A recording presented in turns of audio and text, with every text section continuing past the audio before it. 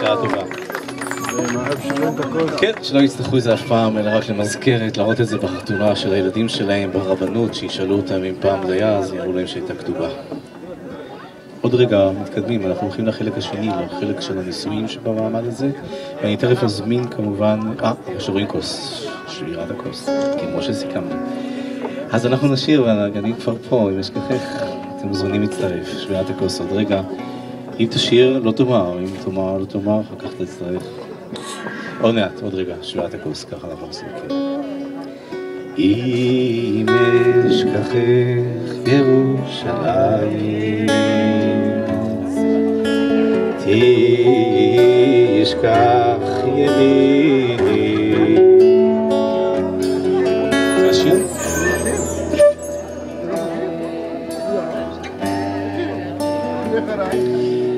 תדבק לשוני לחיקי נדמו אזכרכי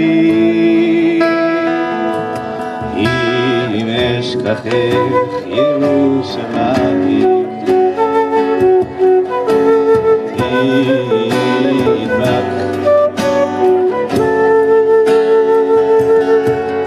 תדבק לשוני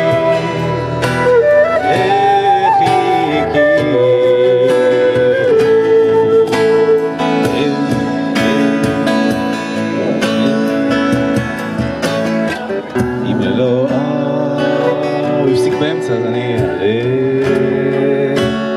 אם לא אעלה את ירושלים על ראש שמחתי,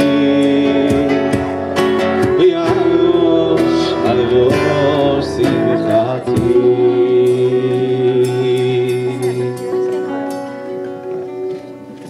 שבירת הכוס נועדה להזכיר את ירושלים החרבה עדיין, ולכן זה החלק הפחות שמח בחופה, ושוברים את הכוס לסמל את החורבן ואת הציפייה שאנחנו מקווים שזה כבר ייבנה.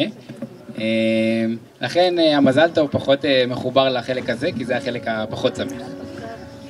אם אשכחך ירושלים תשכח ימיני, תדבק לשוני לחיקי אם לא אזכרכי, אם לא אעלה את ירושלים על ראש שמחתי.